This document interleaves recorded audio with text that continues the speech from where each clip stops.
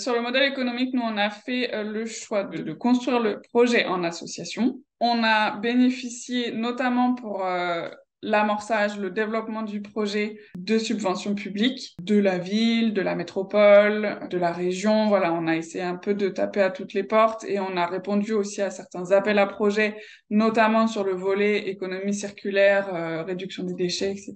Donc avec l'ADEME, par exemple. Et petit à petit, on essaye de développer nos activités, notre revenu d'activité pour devenir autonome, avoir un modèle économique pérenne. Donc on est une association qui a des activités commerciales. En revanche, on n'a pas de but lucratif. Notre but, c'est pas de faire du profit, c'est de répondre à un besoin. On a malgré tout les principes associatifs de gestion désintéressée de l'association, de réintégration des bénéfices dans l'association. Et donc, le but, c'est vraiment de développer nos activités, donc l'allocation auprès des familles, qui est quand même le cœur de notre activité. Et puis, les interventions de sensibilisation, voilà, différentes prestations, l'accompagnement aussi des crèches, etc., qui va nous générer la majorité de notre revenu d'activité, qui va permettre de couvrir nos charges qui sont essentiellement des charges de personnel puisqu'on est 3 salariés et puis quelques charges de structure. Voilà. Aujourd'hui, on a encore quelques subventions. Parfois, on en sollicite un petit peu parce qu'on est quand même sur une période un peu compliquée économiquement. Donc, on ferme pas la porte au financement extérieur. Les acteurs sur lesquels on a pu s'appuyer aussi, qui ont été très importants pour nous, c'était France Active,